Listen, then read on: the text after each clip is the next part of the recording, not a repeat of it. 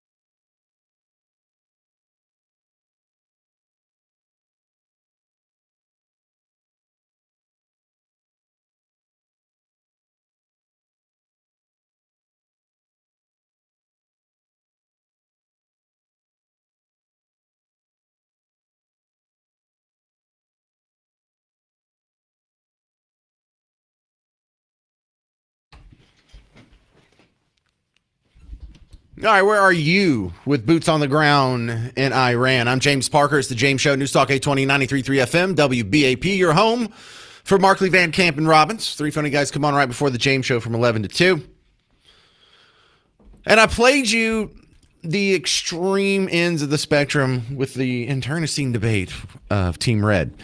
And Ben Shapiro is cool with boots on the ground. Doesn't matter what size. Doesn't matter how long it takes, just as long as the job gets done. Mark Levin is okay with it too, but he's not expecting thousands, hundreds of thousands of boots on the ground. He's expecting, a couple of strike forces, maybe some special forces. I don't know, 81st Airborne. I don't know. I don't know these numbers.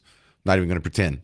But I played you the other side as well. Dave Smith, who's more the anti-war libertarian spokesman on this issue, and he's just not cool with war in any form or fashion because we were promised no more wars. So the person I line up with is probably who you line up with, someone somewhere in the middle, right? Are you on either one of those extremes? Because I think most of us are kind of like, well, if we just have to take like that one island and it takes like 14 dudes, how could you argue against that? So I guess technically you're okay with some boots on the ground, because if it's just like a couple dozen guys for 6 weeks, really hard to argue against that. If it's going to be 300,000 guys for the next 25 years, pretty hard to argue for that. So it's really hard to be an extreme on either side. And I'm just trying to parse, even for myself, where we fall in the middle. And I didn't think of this first. I got to give credit to Steve Bannon. I really like this approach where he's like, sure, I'm okay with troops on the ground.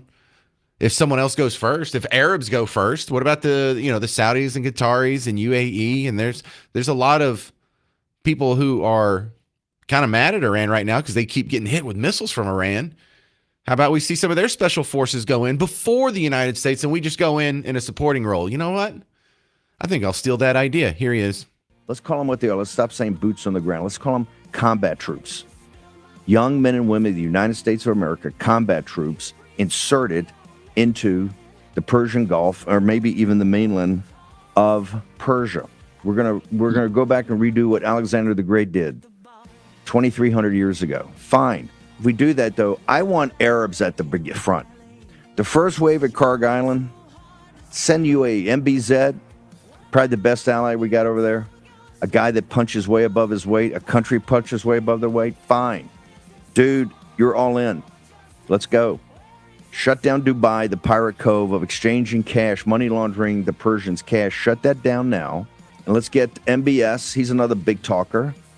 Talking, we got to destroy this, got to destroy this. No, you got to stand up and destroy this. And maybe get a couple of three of those princes in uniforms. Let's get them over there. Let's get some of the royal families. Qatar royal family. Or you got any kids over there in special forces? Let's line them all up. Let's line them all up and then see how big they're talking. There you go. Okay. I think that's I'm closest to that one. Again, my original stance here still stands. If I was president, I wouldn't have done this. Could good things come of it? Sure. Is it a catastrophe? No, not so far. Does that mean Trump's literally Hitler? Absolutely not. But I'm really hoping for a quick end to this with as little damage to our troops and our country as possible. And we are now kind of getting to the end of that window. Remember, at the beginning, we were promised 4 to 6 weeks. Well, we're in the fourth week. 800-288-9227. This is Lawrence in Fort Worth on News Talk 820, 93.3 FM, WBAP. Hey, Lawrence. How you doing, man? You know what? It amazes me how stuck on stupid the people in America are. And I'm talking about the people who are these pacifists. I'm talking about these liberals, these Democrats. Everybody that you talk to sign up to put the uniform on, like my son, like my wife, they know one day they might have to put some work in and earn that money. They don't have a problem with going to Iran, kicking Iran up their butt. So why is all these people who are not in the uniform, who ain't got no skin in the game, trying to dictate what Trump and the patriots Wait, hang on. Lawrence, uniform? sorry to interrupt. I think you've told us this before, but I kind of forgot. You have a kid in the military right now? Yeah, my son is Air Force Security Forces. He's also a Fed. All right. And my wife is a veteran, Wait, United States Army. Was that the guy I met in Fort Worth? Yes, sir. That's a Whiskey and That's Rye? Little Lawrence. Yeah. That's right. That's Little Lawrence. Well, he's not that little. You know what he say? We talk about him fighting and getting put in harm's way. You know what he say? He say, Daddy, if it's my time to go, then it's my time to go. I'm going to do what's right. He says, this is what he says, and a lot of his colleagues say. If this country go Democrat, they getting out the uniform. Now, what does that tell you? These young men and women know that Trump is doing the right thing, that America finally is on the right track. So all these people who hating about Trump and putting boots on the ground, if that's what it takes to get the job done, then that's what it takes, and that's what we do. We supposed to support them 100%. We back them up 100%. And all these people who hating on the military and hating what Trump do, they can go to hell. I ain't got no use for them. And most Americans don't have no use for them type of people. Because if these boys and girls are in the uniform, we supposed to back them up 100%. 10 toes down. That's all it is. And I, for one, back them up. And you know what? This is one time you can honestly say, if we don't fight them over there, we will be fighting them here. Because Biden let 20 million people into the country. We got sleeper cells here. We got people who want to do us harm. So if we don't put our foot down and do what we got to do, hey, brother, the chicken's going to come home to roost, and it ain't going to be a pretty picture. That's all I wanted to say. Thank you very much, Lawrence in Fort Worth, knocking it out of the park again. Hey, Lawrence, the next Parker's Pour, Whiskey and Rye, April 16th, just to let you know. And the wife will be there because she's running for president of the UAW Local 276. She's representing 6,000 UAW members. She's All right. also now second vice president, but she's running for president. And we're going to have the military at the Union Hall doing recruiting. We're going to have the police at the Union Hall doing recruiting. We support the men and women in blue and the men and women in green. And all these pacifists and these naysayers, like I say, man, they need to get off the block. Go move to Iran. Go move to Iraq. Get the hell out the country and let us live our lives. All right, round of applause for Lawrence's wife then. There you go. So a lot of the criticism I find kind of shallow because it seems to be centered on, is this going to be good for the Republican Party? No, this is going to be terrible for the GOP in the midterms. It's like, well, I mean, it's not that that's unimportant, but I don't know if you should base your foreign policy on how it's going to play in the next midterms. I'll be playing some of those. Stick around for that. This is Mark in Fort Worth. You're next up on News Talk 820 93.3 FM WBAP. James? Mark. Hey. You're on the air. Go. I just wanted to echo the last caller in that we should be supporting our troops regardless. Once the decision is made, all this political noise should go in the background because for 50 years, Iran has been a threat to U.S. personnel all over the globe. They've killed a lot of them. And finally, we have a president with the cojones to actually do something about it. And they are getting their butt kicked right now. So you're okay with boots on the ground, right? I'm more than okay. How? I want to go. What if it's 300,000 troops for 25 years? You still okay with that? I sincerely doubt. I know, but what if it was? I was alive during Vietnam. Okay, but Mark, spitball. I'm trying to find your cutoff. What's your cutoff? At what point would you say, okay, that's too much? Victory is my cutoff. So what if 1 million soldiers die? 1 million American soldiers die? I know that's not going to happen. No, that's not going to happen. Okay, but what's your cutoff? What is your cutoff then? Then you'd be comfortable with saying that. You don't understand. When you go into action... That's insane to not have a cutoff, Mark. That's insane to not have a cutoff. That means you're not thinking. I disagree. Well, Mark, if it got to 1 million, would that be too much? No, James. No, you're willing to sacrifice 1 million American soldiers to overturn and put a new regime in Iran that's friendly? James, they're not going to need 1 million men. Well, then it should be. Then you should feel real comfortable saying that. Well, I am saying it. That's what I'm telling you. So you would be against it if it cost 1 million troops. Just say yes, and so I can say thank you, and we both look like nice guys. Okay, James. It's your show. Well, I want to be polite. Well, Mark, do you really have an infinite amount of troops that you would be willing to sacrifice to the cause? Does, James, but you know what? You got to have the courage to win. It's called courage. No, you got to have the courage to give me your number. What? Okay. What if it was 100,000 troops? What if we lost 100,000? That would be twice the number that we lost in Vietnam. So you'd That be isn't against gonna it? happen. Okay, but if it did happen, would you say, okay, you'd be against it? Thank you. Was that so hard, Yeah, Mark? Well, in a way, because it's the defeatist attitude of, looking at the worst case scenario as opposed to trusting. No, Mark, it's not that. I'm sorry to cut you off. It's not the defeatist attitude. I'm just showing that you have a number and I have a number. And so we're not really that much different. We're just negotiating on the price. Well, but my point is, regardless, we should be supporting our troops and not putting. Well, we agree a with price that. Tag or, when they're in harm's way, we're all in. We're behind them. Whatever it takes. That's their attitude. We need to mirror their courage. Right. I'm just look, Mark. You don't get to hold that position if you're willing to sacrifice 1 million troops. Well, I mean, freedom is hard.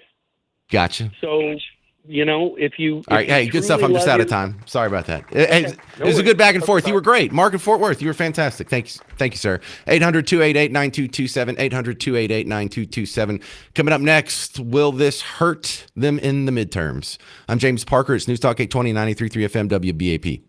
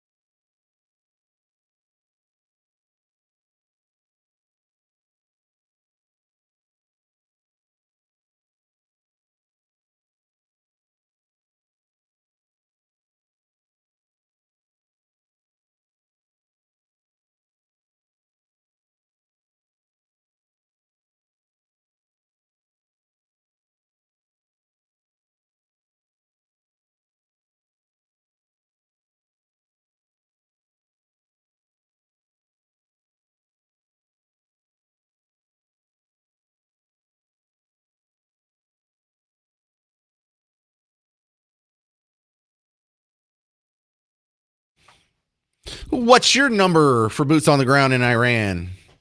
I'm James Parker, News Talk 820, 93.3 FM WBAP.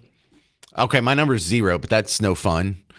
Where's yours? I kind of like the Steve Bannon idea that if we're going to put boots in the ground, why don't we have the Saudis go first? Or the Israelis go first? Or we'll just have someone else step up. Qatar, Bahrain, United Arab Emirates. You folks in Dubai, you got some commandos to spare. Why does it have to be us? I kind of like that idea. I'm not sure if I even care about the criticism where, well, we can't do this. This is going to kill Trump in the midterms. Well, does that have any effect on whether or not it's the right thing to do? And the answer to that, kind of, like if the American public thinks it's the wrong thing to do, and therefore it has the effect in the midterm, it doesn't really matter in that aspect which one is objectively right. So I don't like the mixing of politics with something as ugly as war, but you really cannot separate the two. It is a political issue now. Look, I'll do a couple of these where the focus is on the midterms. I'll start with Bill Maher. Here's the thing. The we're going to have midterm elections very soon. Now, here's the stats that are important. 7 in 10 people say tariffs have cost them money. Food is up 2.9% since January. Household debt up 4%. Right. Utilities up 6%. Yeah. Obamacare subsidies cut 22 million people. The Democrats are not going to win this election. The Republicans are going to lose it. Megyn Kelly, she says this is going to be really bad for the GOP. And it's happening. I mean, there have been, I think, 15 special elections for these state house races that have been happening over the past year. And the Republicans have not won any of them. They've all gone blue in jurisdictions that were heavily red, that had gone for Donald Trump by 19 points in the latest one down in Florida, or between 11 and 19. I can't remember the specific number in Florida, but I saw the list, and there were many that had gone 19 Republican that have now swung blue. This is a terrible harbinger for things to come in these midterms. There are serious political pundits now predicting the Republicans genuinely may lose the Senate in addition to the House. All right, and next, Jesse Kelly. No relation to Megyn Kelly. He was a guest on her show. They just happen to have the same last name. There is a political aspect to every war, not just a military aspect. This isn't an American thing. This is every country ever has a limited amount, a very finite amount of caring for any war, and then they want it to stop. The truth is, Americans do not feel emotionally invested in this. Politically, this is absolute suicide. So again, we can argue all day long. The choice is very, very simple. Is the Iran war worth handing the United States of America's government back over to the gay race communists? Because that is the choice we are currently making. Okay. Kind of hard to argue with that, but does that make it right or wrong? Lou in Dallas, you're on News Talk 820 93.3 FM WBAP. What is your number for boots on the ground in Iran? Okay. Well, I'm sorry you switched subjects there, but boots on the ground. First of all, I appreciate your show and everything you're saying, and trying to keep up with 2 or 3 things moving at the same time. But number one, I reject the premise of the question. Don't jump in that sense. And I'll give you 2 points. One is Trump, I think, has learned. I think America has learned. I think we've all learned. There's a false premise. If you break it, you own it.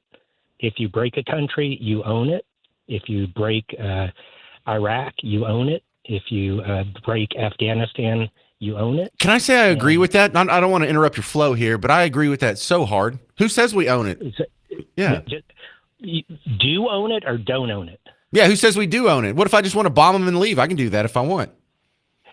Correct. In the sense, and it is compassionate in the sense of, we learned. We went in there and said, hey, we're going to bomb Afghanistan and make it into Sweden.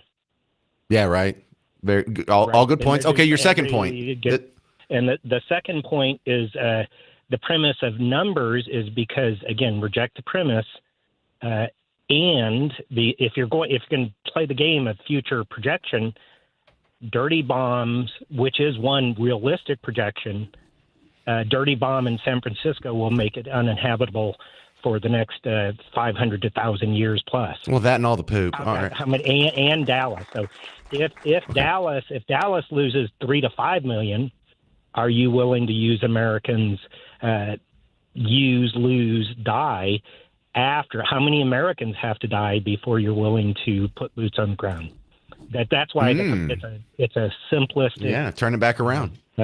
It's the other part is simply there are many things, and I do like myself. I do like Trump in the sense, and not him personally. I mean, I don't know the man, but the pace of thinking to let things, because I've heard other things like as the Great Britain Empire for a few hundreds of years, somebody has to patrol the seas, and right now that's America. Yep. Why not? Why does not America shut down the Hormuz Strait and just say, look, everybody gets through or nobody gets through? Ooh, I like that idea too. Hey, you're doing great. I'm just out of time, Lou. Okay. I like that idea. Why don't we shut off the Hormuz Straits too? That makes sense. 800-288-9227. What's your number on Boots in the Ground in Iran? Because we're going in, baby. 800-288-9227. I'm James Parker on News Talk 820 93.3 FM, WBAP.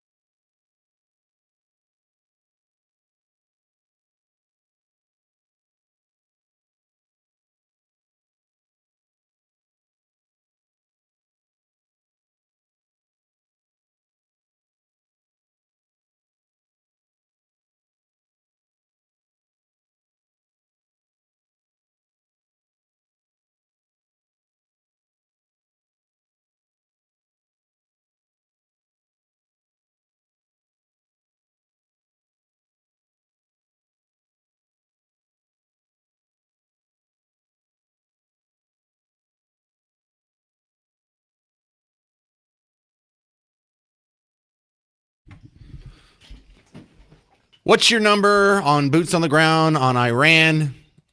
And give me a serious answer. Because I have people who are sending me text messages and Facebook messages, and I don't think they're taking this serious. This is not a real answer. Ed sent me a Facebook message. Yes, infinite number of troops. We have one choice: success. Losing is not an option. What is this, a bumper sticker? Are you making the Juicy Fruit commercial? Of course, losing is an option. And no, we don't have just success as a choice. We could go in there, we could get bogged down, we could stay for 25 years, and then we can hand it back over to the Ayatollahs. That's exactly what we did in Afghanistan. Losing is an option. Losing is always an option in war. Good Lord. Come on, let's actually engage your brain and think. Infinite number of troops. Really? We're just going to fight to the death against Iran? We're just going to keep sending people to the mountains to be slaughtered in ancient Persia to the last man, even if it ends up with killing the entire... That doesn't make any sense. Losing's not an option. Dude, this isn't like a no fear shirt. These are human beings. These are your neighbors' children, sons, daughters, some of them grandsons and granddaughters. But like Cleo, she's a regular caller from Plano. She has a son that is active military right now. She says that she likes the overwhelming force. If we're going to go in with 500,000, get the job done, get out in a few months. Get out as soon as possible. So there's her number of boots on the ground. That doesn't speak for casualties, but I know it's going to be less than 500,000. And so whether you think that's too much or too little, you can at least have a conversation. If you're not willing to throw out a number, infinite amount of troops, then you're not even engaging your brain. You got to do better than that. Back to the phones we go. Mike in Richardson, you're on News Talk 820 93.3 FM WBAP. Hey, I'll try to engage my brain here. I'm thinking, I think it's all about the uranium. Their negotiators told us that they have uranium and it's up to 60% enriched. So I think at that point, we're obligated to go get it. So how many troops does that take? I don't know. I mean, I'm thinking like 10,000 troops. And we couldn't do that until we have air superior. I can't even say the word. Air superiority. I think we have that. But we do now. So now that's going to help with 10,000 troops to go in and get the uranium in those spots and then get out. Okay. Man, I really like the Steve Bannon idea. I don't know if you heard that earlier in the show where he said, I'm okay with troops on the ground, but how about the Saudi commandos go first? How about they go in as a coalition? And it's really hard to argue against that. If we have especially the French and British join in with us, that sounds a whole lot better than us just sending our own sons and daughters to die. Well, you're saying to die, but I think they need to get the job done. And I think there's some trust issues. I think we should have the uranium. Well, I'm not hoping they die, but if you're ordering a military operation where you got to go into the mountains of Persia and get the uranium, you have to do that with the assumption that people could die. Sure, I understand. Right, and so I wouldn't be hyperbolic. I don't think Trump's going to let the Saudis take the uranium out of there. I think it's got to be in our hands, and it's got to be brought back to the United States. Yeah, so I guess you're closer to the Mark Levin camp because he was really concerned about the uranium on his weekend show. Good stuff, Mike. Thank you. That's Mike and Richardson, y'all. This is Russell in Dallas. You're next up on News Talk 820 93.3 FM WBAP. Hey, Russell, go. It was Dustin, not Russell. Oh, Dustin. Okay. Yeah, no worries. Hey, I just really have some issues. Boots on the ground, numbers, quantities, all of that. I feel like those are very unrealistic questions.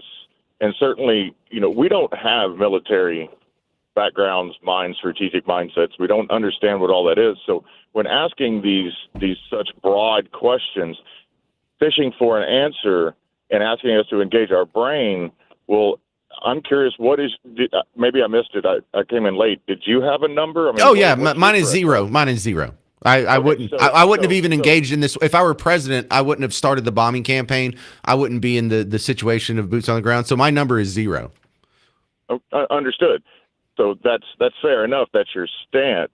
But my stance, and I think anybody who would remove themselves from pretending to understand what the military requires to do such an operation would really look more at this as in is if there is a number for you, let's say, other than zero or someone other than zero, what happens when we reach that number, but we haven't accomplished anything? Are we just going to bail? You know, what happened whenever they got to a certain acceptable death toll at the Hoover Dam? Did they just stop? No, but the scenario you're describing is exactly Vietnam. We had too many die, and eventually we got sick of it. And there was the guy that was hanging onto the helicopter. It was the last people leaving Saigon or whatever that is. I lost my grandfather in Vietnam, and I understand the parallels, but what I don't understand is why we feel like we can quantify and then all of a sudden put a number to what our pain point is. And then the question then becomes, when that pain point is reached, what is the answer after that? Get out. Do we just, and no matter what the cause. Right. Okay. Yeah.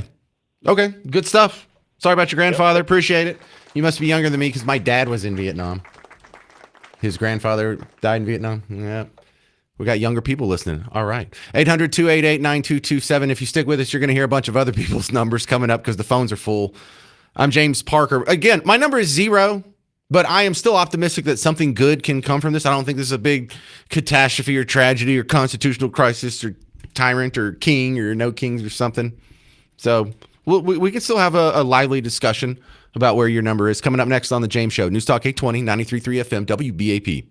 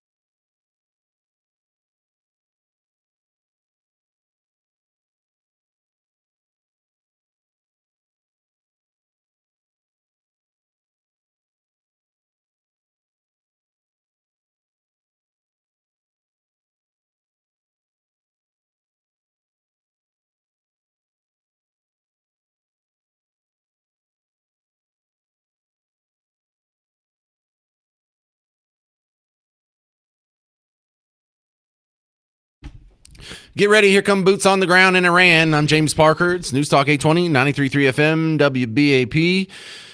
You're listening to The James Show. Oh, I know. So good to see you, too.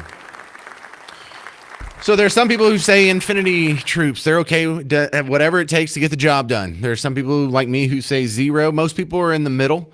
I will say if we are going to do troops on the ground, I like the Steve Bannon idea of can we do a coalition? Or how about maybe the Saudis or some other Arab country goes first?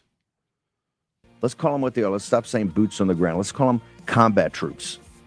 Young men and women of the United States of America, combat troops inserted into the Persian Gulf or maybe even the mainland of Persia. We're gonna go back and redo what Alexander the Great did 2,300 years ago. Fine. If we do that, though, I want Arabs at the front. The first wave at Karg Island, send you a MBZ, probably the best ally we got over there. A guy that punches way above his weight, a country punches way above their weight. Fine. Dude, you're all in. Let's go. Shut down Dubai, the pirate cove of exchanging cash, money laundering the Persians' cash. Shut that down now. And let's get MBS. He's another big talker. Talking, we got to destroy this, got to destroy this. No, you got to stand up and destroy this. And maybe get a couple of three of those princes in uniforms. Let's get them over there. Let's get some of the royal families. Qatar royal family. Or you got any kids over there in special forces? Let's line them all up. Let's line them all up and then see how big they're talking. Okay. You can talk me into that.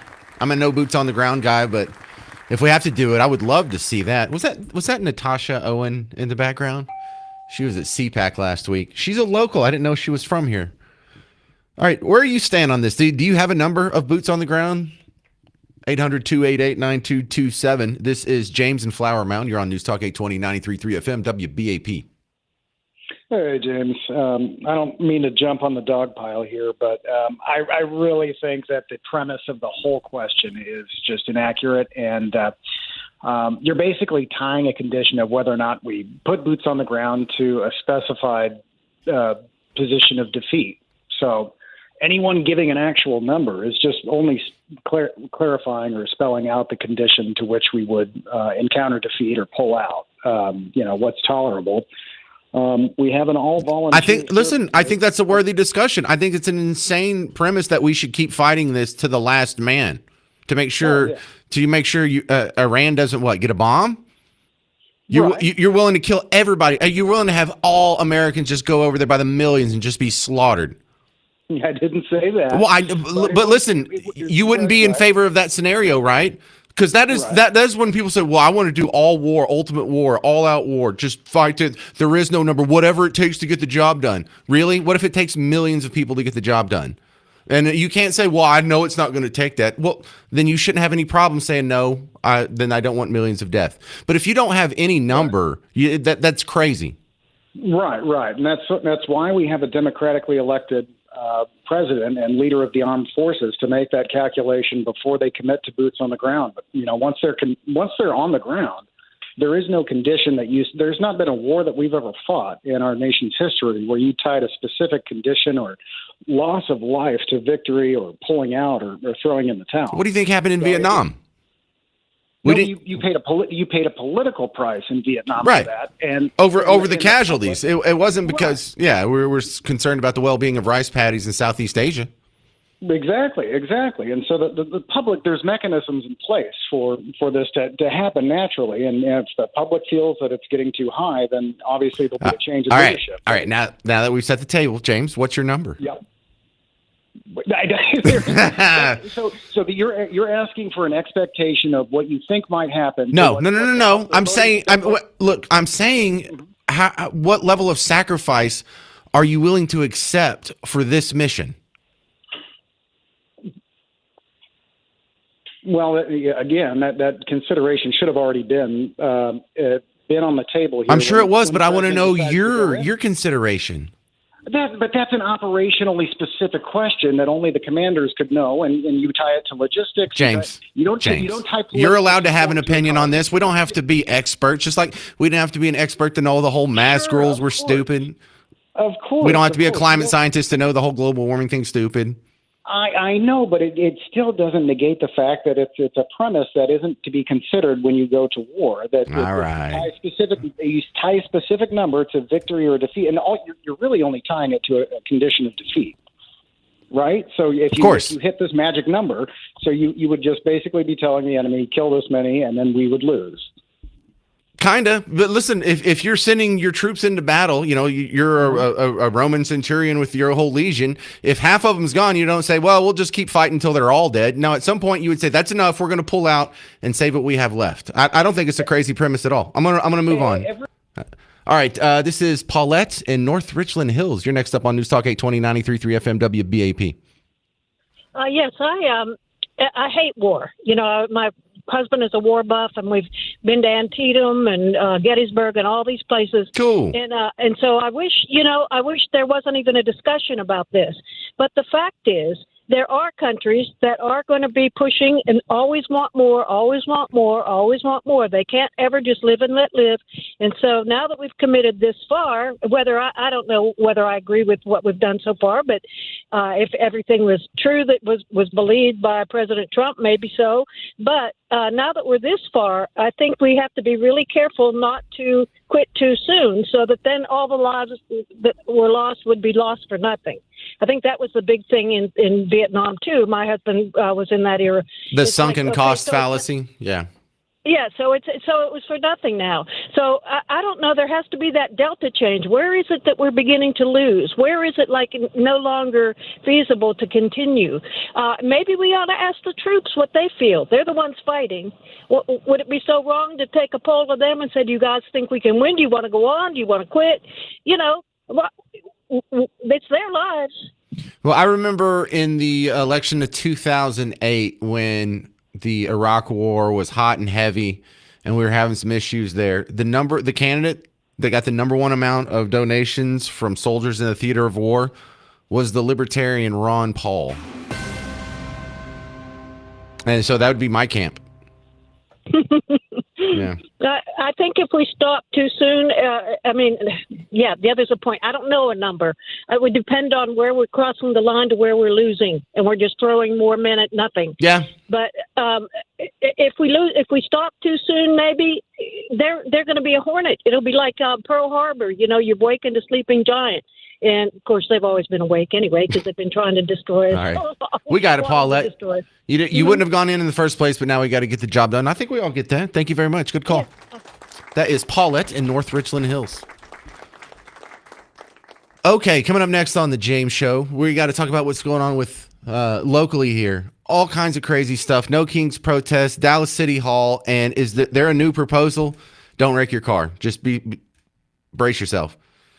The city of Dallas is talking about spending $250 million for the WNBA, not stadium, practice facility. $250 million for a practice facility for a women's professional basketball team. I'm James Parker, News Talk 820 93.3 FM WBAP.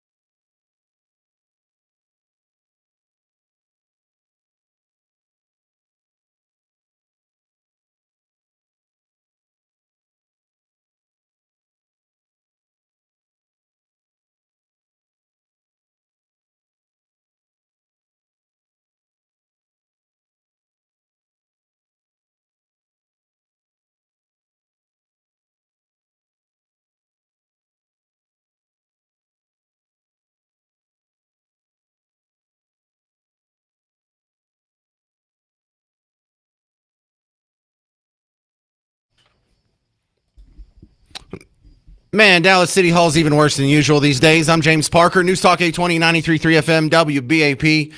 For most of you, you're thanking God that you don't have to live in this jurisdiction here, but it is the hub of North Texas. And what a dumpster fire. No one documents it better and more entertaining than my next guest, Dallas and Fuego, is coming back on the James Show. And there is so much today, Dallas. Well, like, if you were to pick the biggest, weirdest story out of City Hall today, what would you start with?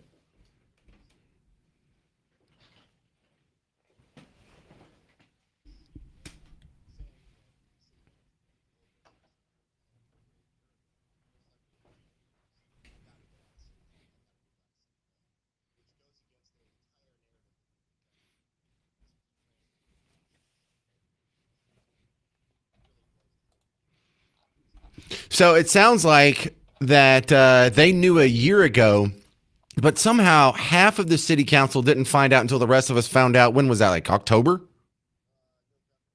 November. Okay.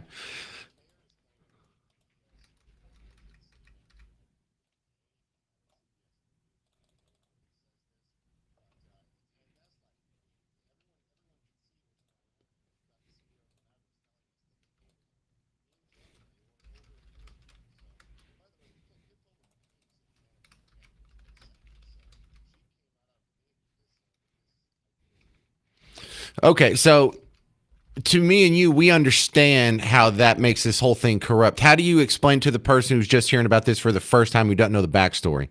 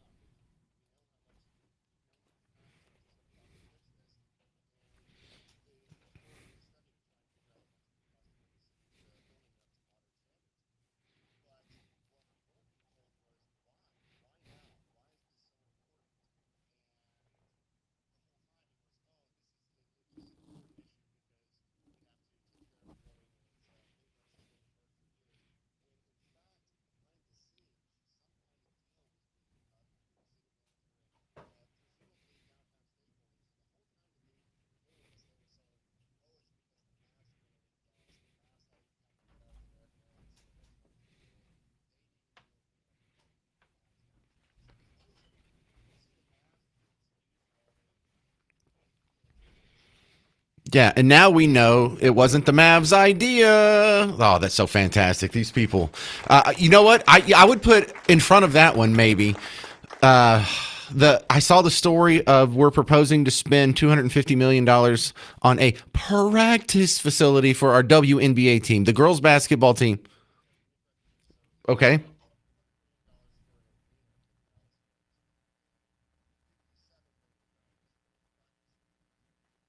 Okay, that's less crazy, but still crazy.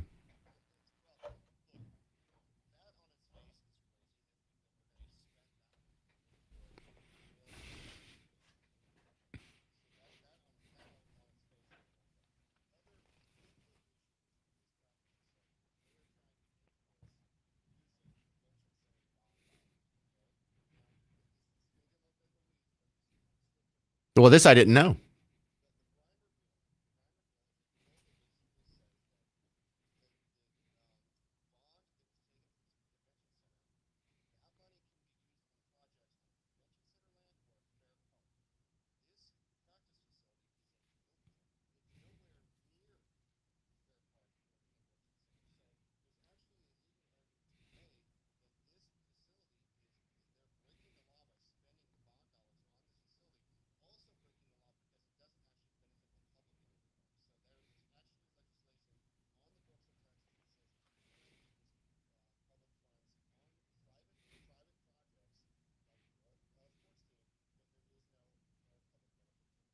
How do we get to spend all that money on the Texas stadium, the Cowboy Stadium?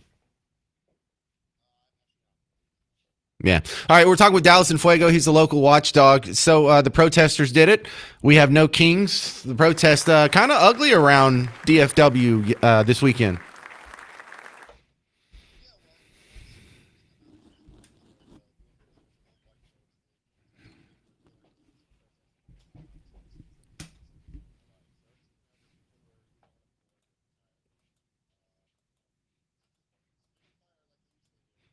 So what's next on the agenda for Dallas and Fuego?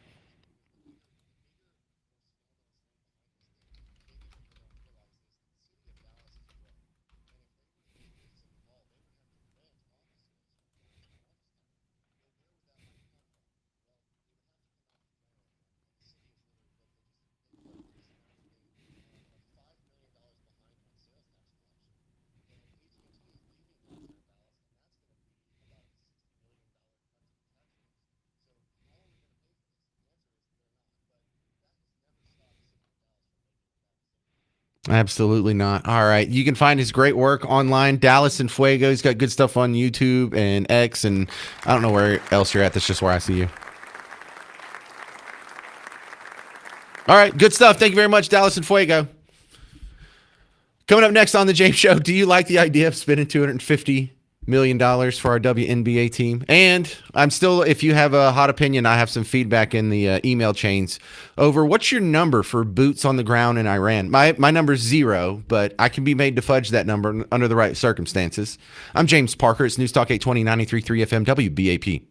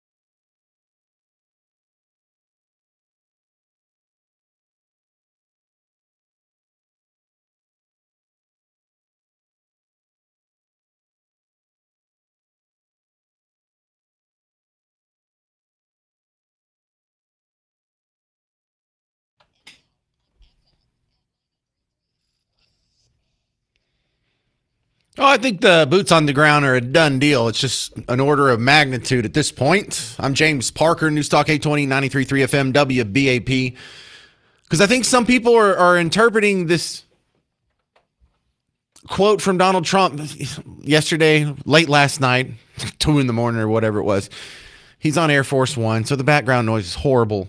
But the question comes out, are you still considering putting boots on the ground in Iran? And if you're new to this whole storyline, you know, we've been bombing the snot out of them for 4 weeks now. We have, 2 Marine Expeditionary Units there, whatever that means. And now we have thousands of Army Rangers headed to the arena. And it sounds like he's going to put boots on the ground. Now, listen, check this out. Are you still putting boots on the ground? Still putting boots on the ground, and would you do that without going to Congress? I just have lots of alternatives. We have tremendous numbers of ships over there. We don't need them though because of, the power. Look. Okay, so a lot of people are interpreting that as because he said we have lots of alternatives to boots on the ground. So they're saying, oh, well, we may not get boots on the ground. We're probably not going to get boots on the ground. Yeah, we have all these alternatives. That's not how I heard it.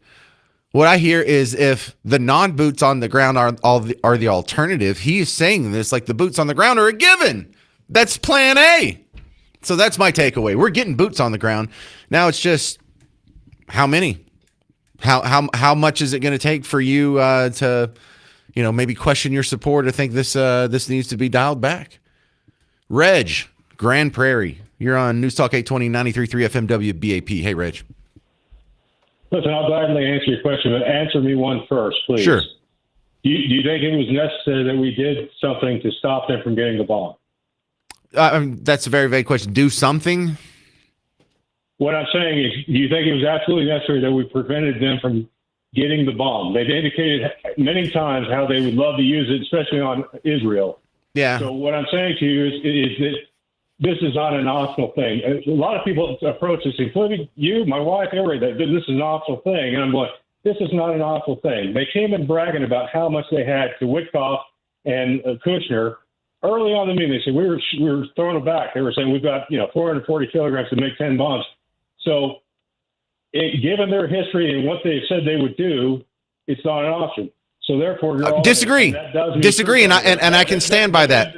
Hang on a second, Reg. But that does mean troops on the ground. It does. You can't take a country from the air. You've got to get troops on the ground. That's just the way it is. Okay, so Reg, what is different from this time? We've got to go. They're just months away from a bomb. I have audio of them saying that in 2007. I have audio of them saying that in 2009, 2011, 2012, 2018, and then in the last few months.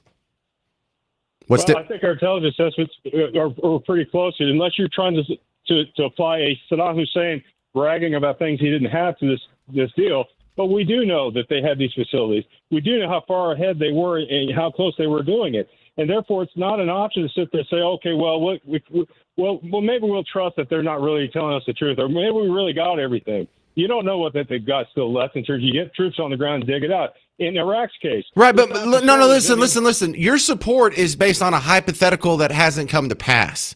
My opposition is based on repeated history of hearing this, and it turns out they were lying to your face when they said they were months away from getting a bomb in Iran back in 2007 and 2009. If they've been lying to my face for 20 years about this, why would I believe them now?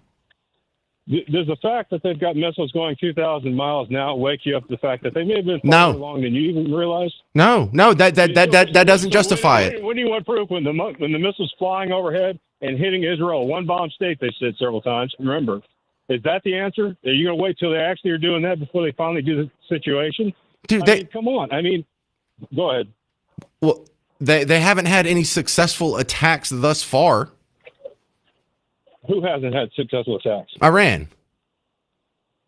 Look, if you want to deny that they were that close to getting a bomb, that is up to you. I tend to believe. No. It's not up to me. It's proven repeated history. They were proven to be lying in 2007 when they said it. Because do you want me to play you the audio, or you don't really need that, do you? Look, here. John Bolton, 2010. Listen, John Bolton. Well, Israel's got a problem because once the fuel rods are inserted into the reactor, an attack on the reactor would almost certainly release radiation into the atmosphere, given where Bushehr is located, right on the Persian Gulf, possibly into the water as well. So from Israel's point of view, if they were going to do anything militarily about Bushehr, they've only got a few days until the fuel rods are inserted. Their problem is, of course, Yada, yada, yada, yada. You see what I'm saying? I've just been hearing this for too long for them to come back and say, no, they were months away. I don't believe you. And I'm not saying you, Reg. You sound like a nice guy. No, but I mean, were you saying the same thing about North Korea till they finally proved they actually had it? Okay, that's a great example, Reg. I was told that we can't allow crazy people like North Korea to get a nuclear weapon. They've had a nuclear weapon for over 10 years. What negative consequences have been visited upon anybody because of that? The difference being Iran is sponsoring terrorism around the world, around that whole region there. They were already doing this kind of nefarious thing. They flat out said as much as Okay. So, Reggie, can you at least understand my position that I have heard that we can't allow North Korea to get a nuclear weapon because, they're the craziest people out there and we're going to get a dirty bomb or whatever it is. And it hadn't happened. And also, they've been telling me Iran is days away from getting a bomb for 20 years and it hasn't happened. So do you at least understand my skepticism? I understand it, but I think this was warranted this time because I think this is a state that has actually sponsored a bunch of this kind of chaos and terrorism. Not like, unlike North Korea hadn't really done all that. They haven't got a bunch of people around like Hezbollah and Hamas and all these other groups around them that they're sponsoring terrorism through. North Korea is fairly isolated and dependent on China. It's a different situation. Yeah, I would have preferred them not to get the bomb. Don't get me wrong on them as well. They're a rogue nation as well. But this one, but this is a special one. If they get it, they're going to use it. Do you remember 20 years ago when we were told we can't ever let Pakistan get the bomb? They're crazy Muslim fanatic country. They've had a bomb for 15 years. Any negative consequences there? You got a theocracy in Iran, though. This is a real. They feel that this is the way God's intention. And are you really going to trust that kind of situation? Are you really going to take that chance? Israel's not going to take that chance. They're going to do it anyway. Absolutely, because the people who didn't go, aren't we glad we didn't go invade North Korea? Wouldn't that have been a big mistake? Aren't we glad we didn't go in and invade Pakistan to make sure they didn't get a bomb? Wouldn't that have been a mistake, knowing what we know now? Can I just say one thing? Because here's the deal. This is a moot issue. Why is Iran different? No. Let me explain something. Go ahead. It's already begun. So here's the situation that we need to do. You should have done like they did in Iraq. They should have put 200,000 troops in there, fired everybody in the Iraqi army from lieutenant colonel on up, kept all the Ba'athist Party members in the government, running the government just like we did the Nazis. And people used to ask me, when are we getting out of Iraq? I would tell them we're not. We're still in Japan. We're still in Germany. I don't know what they screwed up there then. But if they're going to do this one, they've in for penny for pound. They've already done the action. The action is gone. You can't sit there and say, now it's going on. So now how do you do it? You're going to have to put troops on the ground. Reg, all that uranium. Just out of time. Look, I disagree, but you're doing a great job defending your position there. I appreciate the call. It's good stuff. Thanks. Thank you, Reg. All right, coming up, more people, I guess they want to debate here. What is your number for ground troops in Iran? 800-288-9227. I'm James Parker. It's News Talk 820, 93.3 FM, WBAP.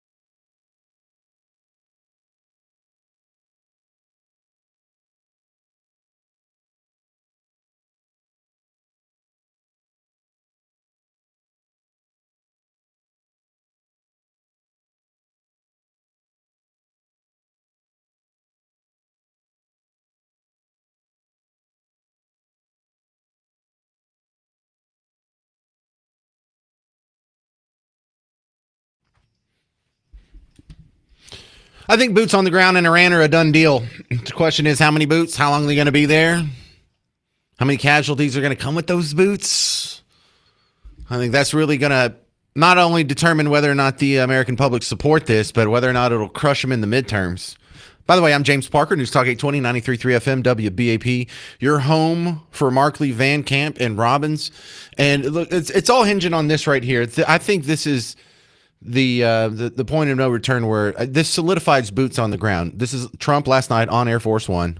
Still putting boots on the ground, and would you do that without going to Congress? I just have lots of alternatives. We have tremendous numbers of ships over there. We don't need them though because of the power. Look. So yeah, he says, she's asking, are you still doing boots on the ground?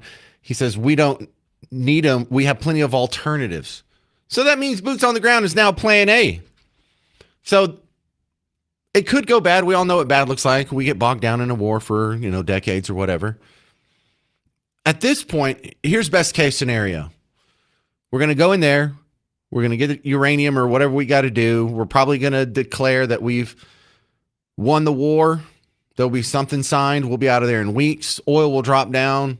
The Dow will go back up. Interest rates will probably get cut a couple times between now and then. And the Republicans may look pretty good for the midterms. That's best case scenario. Where are you at on that? Steve, this is Stephen Irving. You're on News Talk 820, 93.3 FM, WBAP. Hey, James, I want to say this is a little personal for me. My son is in the Army, and he's down in Fort Hood right now, and I get a text from him once a week. We text back and forth, and he's continually telling me, I'm still in Texas, Dad. It's okay. And cool. Well, here's where I stand on this. I am for this. This is way overdue. And if our men are allowed to go over there and use the full force of the military and their might and do what they need to do unrestricted, then hey, whatever it takes at that point. Okay, but if they're going over there and they're fighting a war and they got one hand tied behind their back and they can't shoot until shot at and all these stupid rules, I don't want one soldier over there, not one. If there's a mission to be completed, let our guys go over there and complete it. And I support that 100%. Yeah. That's what Cleo said earlier. She has a kid who's active duty in the military right now. And if they're going to go over there, send 500,000, send 500,000 soldiers, go wreck shop, get it done quick with overwhelming force and get the hell out. Yeah. I mean, even General Lee at Appomattox, when he surrendered, he looked at Grant and said, are 100,000 dead not enough? Where Grant was willing to continue the war, General Lee said, enough is enough, and surrendered to save lives. So, if we're going to do it, let's do it. And it's like I told my son. I said, son, there was a great general named Patton, and he said, do not lay your life down for your country. Make the bastard that you're fighting lay his life down for his. Good stuff. Thank you, Stephen Irving. R.L. Weatherford, you're next up on News Talk 820, 93.3 FM, WBAP. Hey, I wouldn't discourage anything the man just said about his son. And I believe that he believes that, and I believe there are a lot of patriotic people in the country. I would consider myself a Christian conservative nationalist, and that's a bad thing to be right now. Why is that? However, well, I'm just saying, the majority of the media and the liberals and the socialists and everybody else think that that's the devil incarnate. So I don't care what they think. I never have. Oh, nationalist isn't a bad word. Neither is Christian nor conservative. I know, Okay. I know, but I'm not a Republican anymore either, and I haven't been for a long time. And I think you hold the same position. But what I was going to say is, other than the military-industrial complex that feeds so many of the people in Washington, D.C. and pads so many pockets and all these types of things, there's another element that nothing is really being talked about except on the religious shows, who also have Trump's ear, who also have the pathetic Lindsey Graham and others like him who always want war. And these people believe that this is God's will as much as the Islams believe that it's Allah's will. And they believe that this whole aspect, and this has been talked, all you got to do is turn on Huckabee or any of the Hagee or any of those people. This is the second coming of Christ coming. And then the Iranians, the mullahs and everything are saying, well, we got to create Holocaust. We got to create, a nuclear war in order to bring Allah back. These people are insane. There is nothing that man can do on the face of the earth. Not any man, not anywhere, at any time in history, that can bring Jesus back. I don't know where these people get this stuff. They get it from Revelations and they pull it out of the Old Testament. I don't know. I don't think I don't think the powers that be really are doing this to bring Jesus back. They just love any excuse to bomb anybody anywhere because they do it in Ukraine. Okay, go ahead. If you listen to them, they're. I mean, absolutely. This is all over the media. This is all, and lots of people in Washington believe the same thing, that are of the same ilk. They believe with all their heart that this is a righteous cause. That this is for God. This is garbage. You just hate the religious aspect of this. It's perverted, is what it is. Well, I think they would do better to make the secular case. Like, we shouldn't defend Israel because the Bible said so, or we think that's what Jesus would, be happy with. You make him come back. We should defend Israel because it's the only place in the Middle East where they don't persecute women and gays and all kinds of other minorities. They don't saw people's heads off on the beach and make viral videos of it. They're like, hey, look, we got some Christians, and sawing off their heads. So I agree. All right, RL, I'm out of time, bud. They do commit genocide. Okay, thank you, RL. 800-288-9227. What is your number on Iran? Look, my number's 0, but I'm not going to get my wishes. I already see boots on the ground as a done deal. 800-288-9227. I'm James Parker. It's News Talk 820, 93.3 FM, WBAP.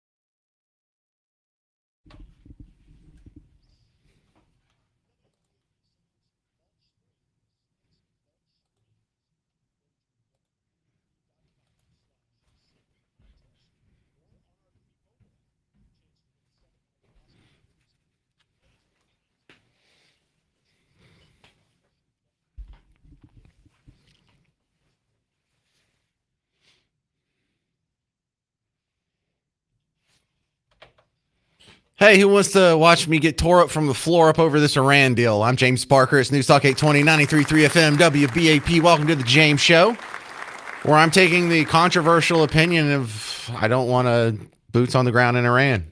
Now, I don't, listen, Donald Trump is going to put boots on the ground. I know that. I've already accepted it. It's fine. But can we just have like the real conversation? Because I feel like the Democrats never want to have a real conversation with anything about Trump. Everything he does is bad, orange man bad, evil, Hitler, fascist, whatever. We just saw it with the No Kings weirdos over the weekend. But there's an irrational side in the other direction too, where whatever it takes. No, not whatever it takes. Not if we have to send millions and millions of our sons and daughters over there. What if it collapses our economy? What if it crushes our country? What if our country gets wiped out to existence because we fight to the last man? Now, that makes sense if it's the Revolutionary War. That makes sense if you're being invaded by your neighbors and you're facing complete annihilation. But does that make sense here? No. And I think almost everyone is in a reasonable middle. And I'm not against you. You and I agree in principle on most of this. We just disagree on what the number is. If you can admit you have a number. But let me go back and stress the reason for my skepticism here, because a lot of people, I'm getting some real angry emails over here. I listen to you all the time and I usually agree with you, but you're so wrong on this. You don't understand radical Islam at all.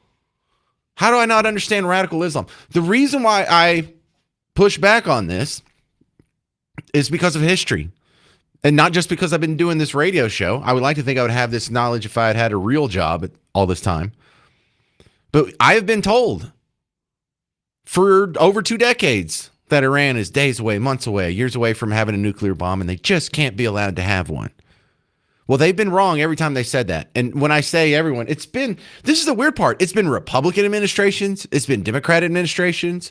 It was Bush's administration. It was John Bolton under Bush. I played that in the last segment. It was Leon Panetta under Obama. You had Blinken under Biden. They all, in both the Trump terms, they were all like, yeah, they can't be allowed to have a nuclear weapon. We also learned that Iran is apparently, quote, weeks away from the capacity to develop a nuclear bomb. A top U.S. official has claimed that Iran has enough fissile material to build a nuclear weapon in about 12 days. Secretary of State Antony Blinken claims that Iran is only weeks away from a nuke. For example, they say Iran's breakout time for developing a nuclear weapon will go from 2 to 3 months to at least 1 year. First of all, the question that raises to me is, how did we get to the point where Iran is 2 months away from a nuclear weapon? Reports say Iran could be less than a month away from building a nuclear weapon. In an interview with CBS News, Leon Panetta says that despite efforts to disrupt their nuclear program, the Iranians have reached a point where they can assemble a bomb in a year or potentially less. The other part of that is, we can't allow Iran to have a bomb. Why not? Because they're going to do something. You can't trust them. They're crazy people. They're a theocracy. They believe, in Islam and not just regular Islam, but the hyper evil part. Okay. That's what you said about Pakistan. They got a bomb. They've had a bomb for, I don't know, what, decade or so? Maybe 2 decades? What negative consequences? North Korea, crazy communist theocracy. They got a bomb. What are the negative consequences? And so I'm trying to have a reasonable discussion because I'm not the person who thinks Trump's literally Hitler, violating the Constitution, and this is an illegal war. He's trying to distract from Epstein or something stupid like that. Just want to have the real discussion here. And actually, I got to give it to you. Y'all done a really good job with that today. Back to the phones we go. Mark in Miso Forney. You're on News Talk 820 93.3 FM WBAP. Hey, James. I'm an Army veteran, 2 deployments to Iraq, 07 and 09. And really, real quick, let me give you a backstory before I give you my answer. So all the listeners know, I didn't realize this till years later, but Iraq became Operation Iraqi Freedom. So we went from weapons of mass destruction to Iraqi freedom.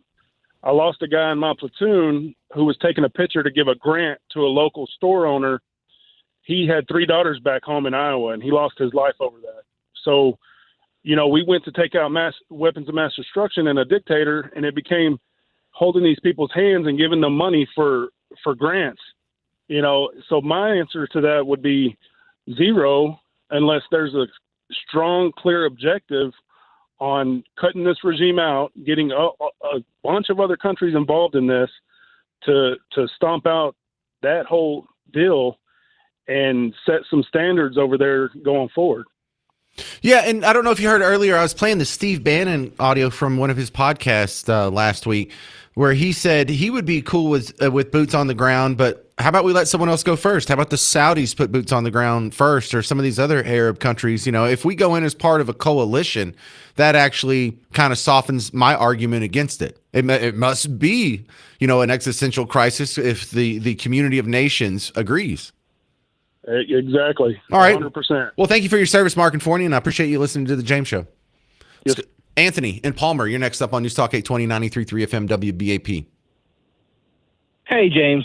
So, you know, I'm an old school. I kind of come from the Ron Paul school back in 2012. And initially, my heart says and my gut says 0 boots on the ground. And I don't know that I trust what's going on. But the seasoned conservative in me says, if we can't trust what the administration and the Department of War knows that we don't, then what can we trust at all? And will any, conflict that comes up after this, do we just, not trust any of it? Yes. Any of it justifiable? I know that sounds hard to grasp, but my answer is yes. Don't trust it. It's always. I'm not saying it's always been lies, but it's been lies so much that no, we should never. They're always going to have an excuse to spend more money on their causes. So if you're a defense contractor, they're always going to have an excuse for the next war. If you're in the medical industry, there's always going to be an excuse for the next program or pandemic or Medicare, Medicaid, chip. Whatever the next thing is, if whatever the expense is, if there's someone to benefit for it, they're going to come up with an excuse to try and spend your money. And they don't care whether it's war or it's college or it's medical care. And you just have to say no to all of it. And you're like, well, that's dumb. Well, no, it's not dumb. That's what the founding fathers did. And there's exceptions. The Barbary Pirates are a great exception. I'm not against using any military force outside America at any time. But my threshold is a lot lower than the modern Republican or Democrat Party. That makes sense. It just makes me wonder what do we ever trust? And if we question everything till the end of it, then nothing will ever seem justifiable. Well, no, we're already there, Anthony. That's why I say we need to get rid of the Department of Education. We need to get the government out of housing and urban development and out of the college, get them out of healthcare, Medicare, Medicaid, all that, get them out of Social Security. Yeah, that's kind of why I believe what I believe. And if once you believe that, then guess what? You're a libertarian again. So 800-288-9227. Coming up next, James Varney from Real Clear Politics. Boots on the ground on Iran is the topic. I'm James Parker, News Talk 820, 93.3 FM, WBAP.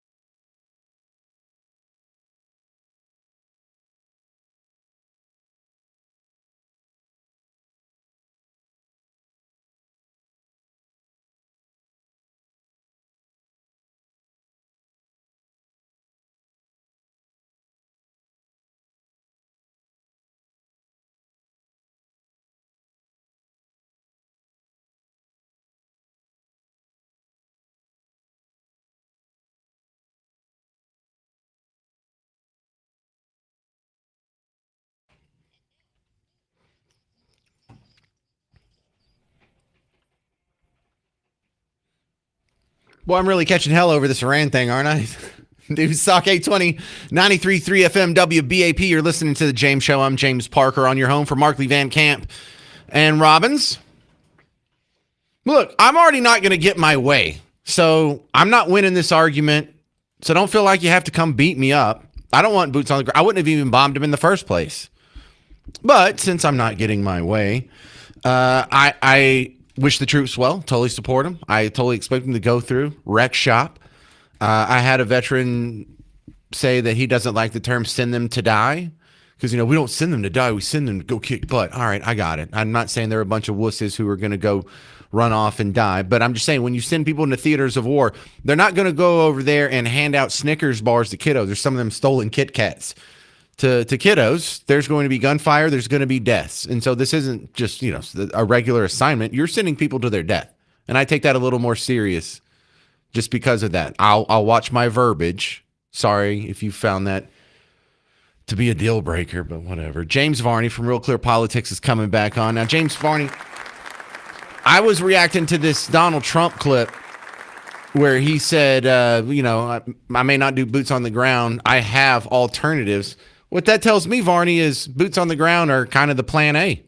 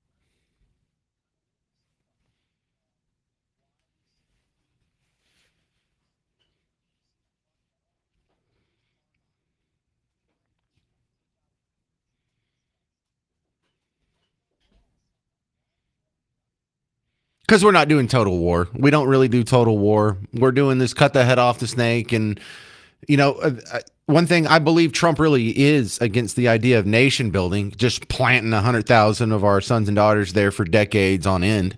I bet he's against that. But I think even he knew that let's try the bombing. That's probably not going to work, but we'll give it a chance to work. I think they expected to have boots on the ground at some point. They just didn't want to come out saying it because maybe they weren't going to need it.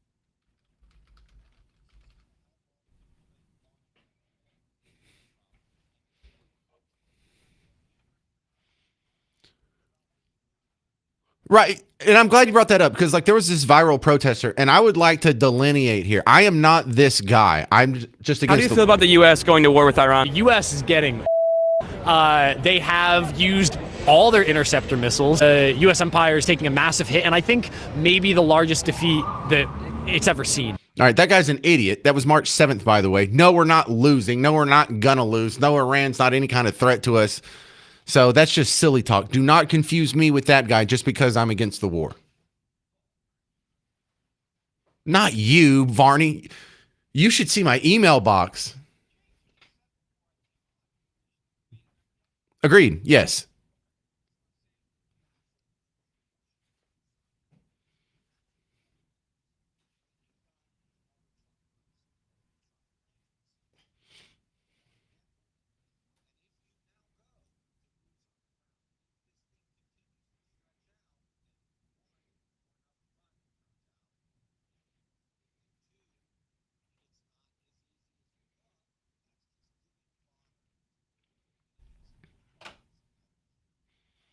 All right, you can find his great work, Real Clear Politics, Real Clear Investigations. It's James Varney. Thank you, sir.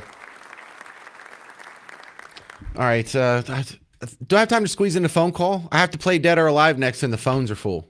What do you want to? I just kick these people off then. All right, coming up next, we got to play for. I'm sorry, everyone on hold. We got to clear the lines. As soon as we play Dead or Alive, you can call back.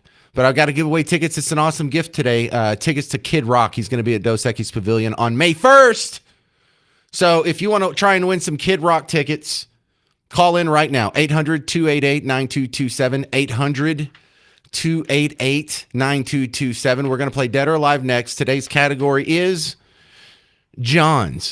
Not the toilet. People named John. I'm James Parker, News Talk 820 93.3 FM WBAP. Hey, now listen. There's nothing more important to your standard of living, your quality of life, than whether or not you're in pain. James Parker here for QC Kinetics. I know I've been there. I've been in pain. I've had sports injuries, and it's just terrible. When you wake up and you're in pain, and you go and you make your coffee in the morning and you're in pain, you go to work and you're in pain, you go to lunch, you're in pain, when you're sitting in traffic, you're in pain. You don't have to live like that. Have you tried QC Kinetics? Maybe you've tried some pills from the vitamin store. Maybe you've tried some over-the-counter stuff.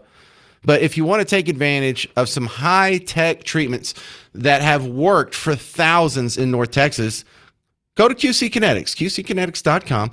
And look, if it works for you and the pain goes away, what would you be willing to pay for that? Yeah, well, QC Kinetics is probably less than that. So give them a call, 972-972-8610. You don't know, this might be the first step into your new pain-free future that you didn't even think was possible. But it starts with you making the call, 972-972-8610, 972-972-8610.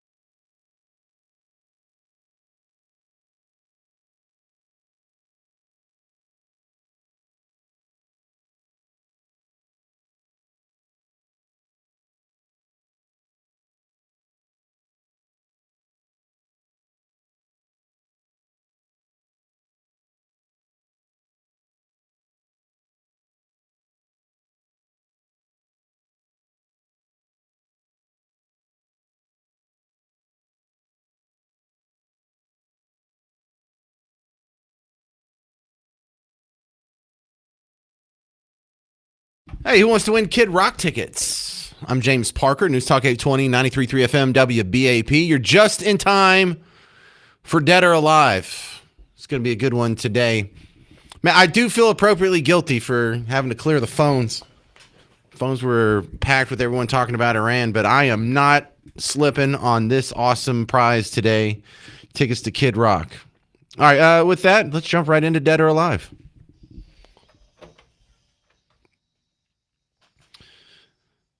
Thank you, Mr. Jovi.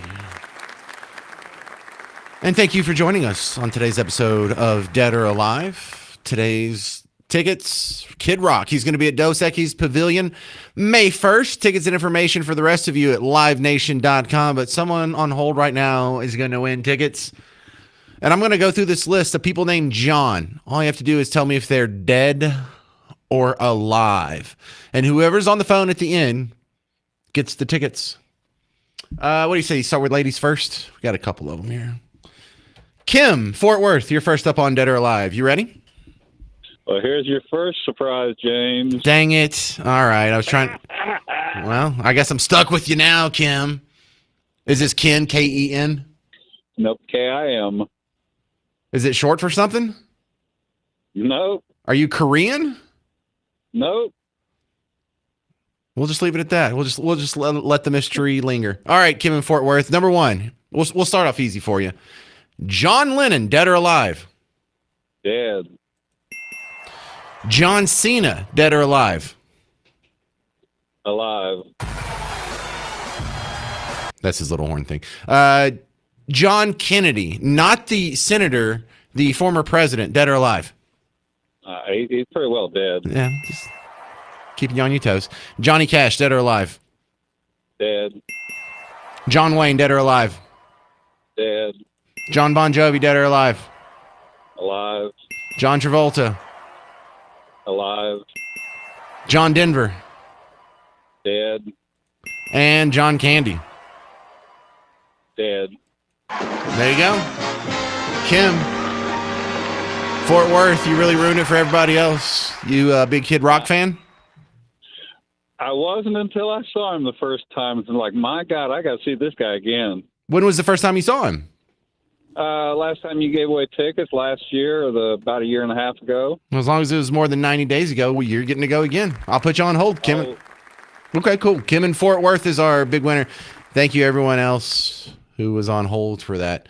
Sorry, Kim was so good. And I don't know, did I make it too easy? I know this was John's, and I picked like 15 of the most famous Johns. And look, not all, like one of them was John the Baptist. I'm not putting that on Dead or Alive. I'll put a John Kennedy on there, just see if people are paying attention. But I can't go all the way that old. Hey, I had a great time last week at CPAC. Ken Paxton was one of the keynote speakers on Saturday. And he's ahead in the polls. I've seen a whole smattering of polls. And I think he's going to be your next senator from the state of Texas. Look, we can win this race. I need your help. I need you all telling every friend you've got, every family member. May 18th through the 22nd is early voting. May 26th is the vote. Get your friends out. I believe this audience can make the difference. So I'm asking for your support. Let's get rid of the guy that represents Washington, and let's put somebody in that represents Texas. God bless and thank you. And the big news that comes out of CPAC every year is at the end of the conference, they do a straw poll. And this is where you take the temperature on the hardcore of the Republican base. And that's who goes to conferences. It's not the casual, flighty, half-paying attention voter. These are the people that are active enough. They're going to spend some of their own money to go to a conference about their politics.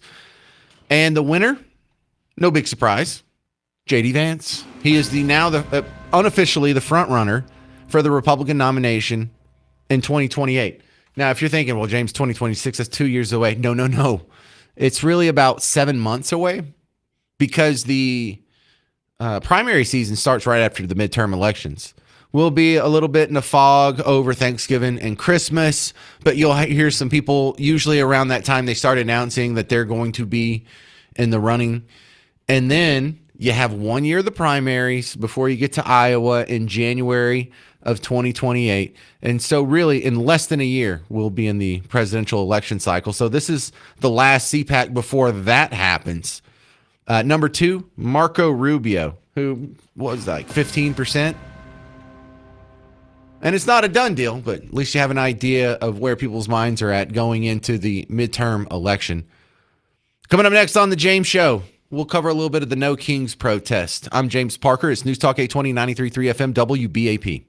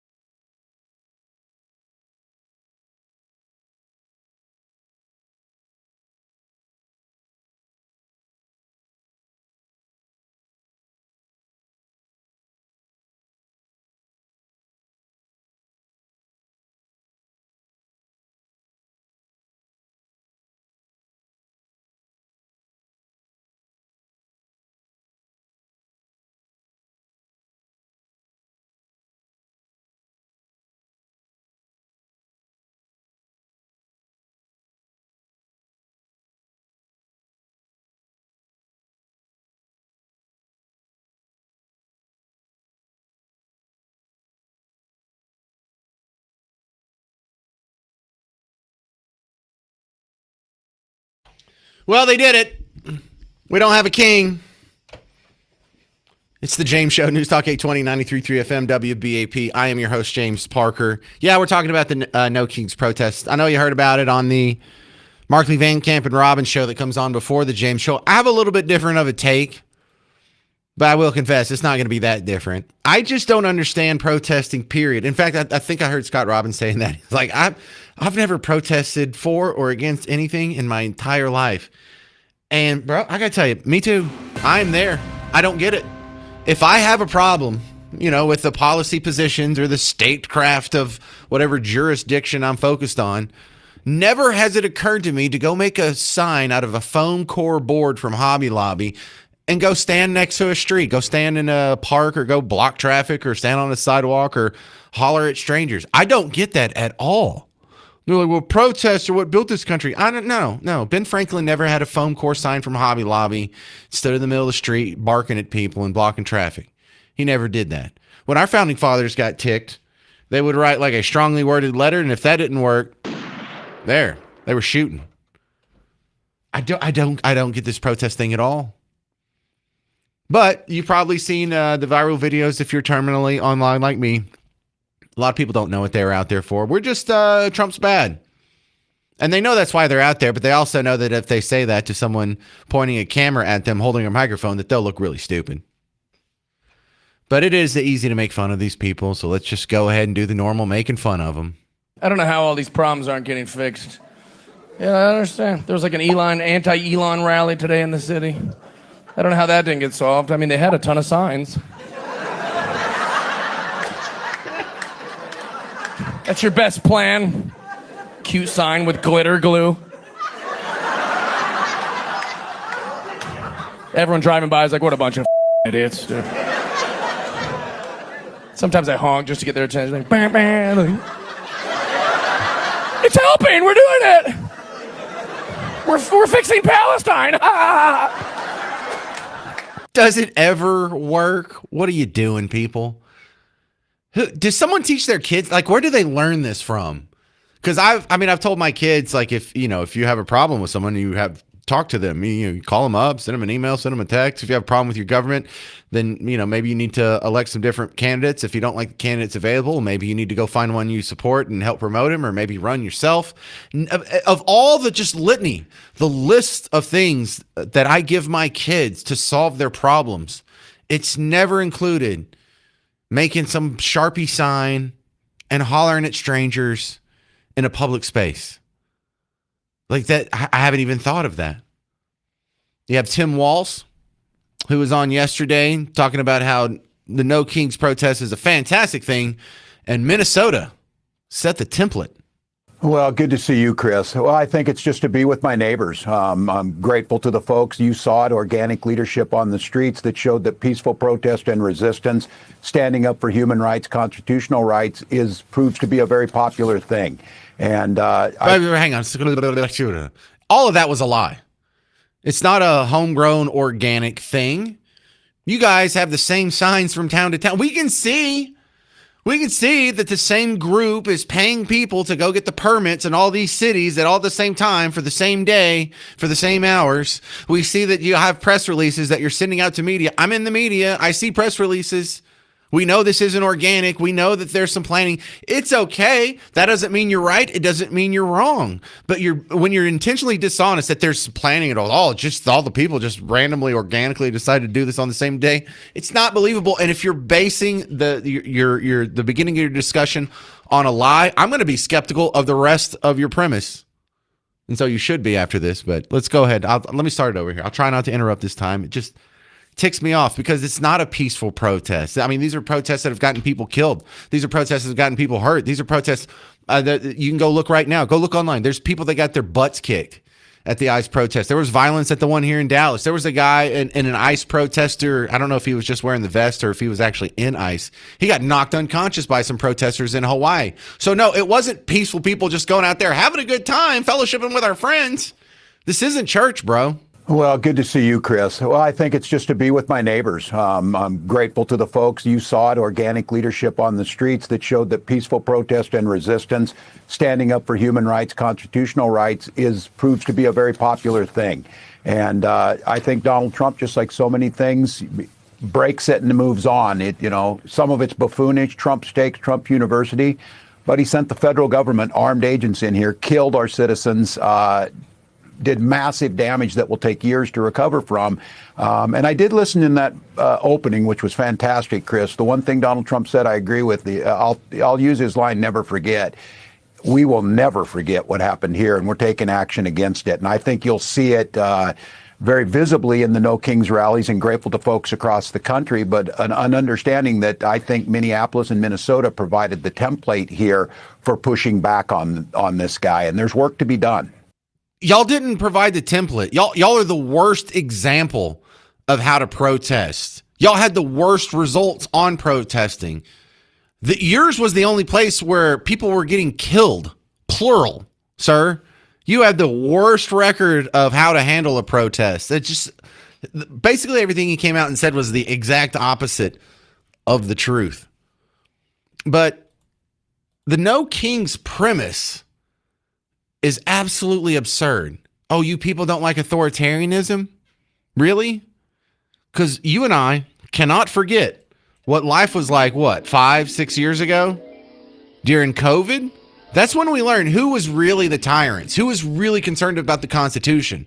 Because there was one party, there was one side of the political aisle that was trying to shut down things and control things and put masks and stickers and rules and glass and plastic everywhere. They were shutting down the parks. They were tearing down volleyball nets. They were covering the basketball hoops. Actually, they took off the basketball hoops, just the rims at the park next to my house when COVID was going on. And we all got a real good look at who the authoritarians are. Autocracy, authoritarian, dictatorship, Hitlerian. Okay. The claim is that's what the right wants. But, if you're a Republican type, you're looking for control. Okay, so who wants the control? What side wants the control? You claim we want the control. We claim you want the control. Well, here's the good news. We just had a little experiment about 3 to 7 years ago. It was called COVID. We did an experiment. Who wanted control? Who didn't want control? And COVID is just COVID. It doesn't have an R or a D next to it. It's just a thing. So then the question is how did one side react and how did the other side react? Well, I live in a place where they shut the schools, shut the beaches, shut your business, shut funerals, shut visiting Nana, and then they fucking try to force everyone to get an unproven jab, a vaccine of an untested vaccine, force everyone, or you'll get fired from your job or thrown off the fire department. That's what you guys wanted. Yeah, that sounds like control to me. That sounds like control. That sounds like authoritarian dictatorship control. You calling arrested for people to lose their jobs. Yes, you arrested a guy who was paddleboarding in the bay. My friends who own a business 3 miles from here, it's now gated and closed because you shut down outdoor dining, and they defied your control. They stood up. Oh, they stood up. They spoke truth to power, and you sent the feds in and you shut them down. And now they don't have a business they had for 50 years. Yeah, how many of you lost a job out there? How many of you got kicked out of your school or your program? How many of you lost friends? How many of you lost your business? How many of you lost your favorite restaurant? Don't forget who the real tyrants are. These people with the No King signs. If they weren't letting you go to your grandmother's funeral in 2020, that sign means nothing this weekend. All right, before we get out of here, we're doing one of these giveaways here. If you're a fan of Bush, they're coming to the pavilion at Toyota Music Factory, the band, April 21st.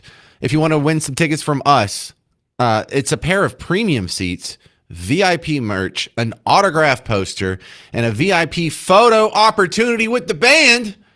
Text the word Bush to 800-288-9227, 800-288-9227. And I'm the perfect age. I wish I could enter that contest. All right, stick around. Mark Levin's coming up next. I'm James Parker. This has been The James Show on News Talk 820 and 93.3 FM WBAP.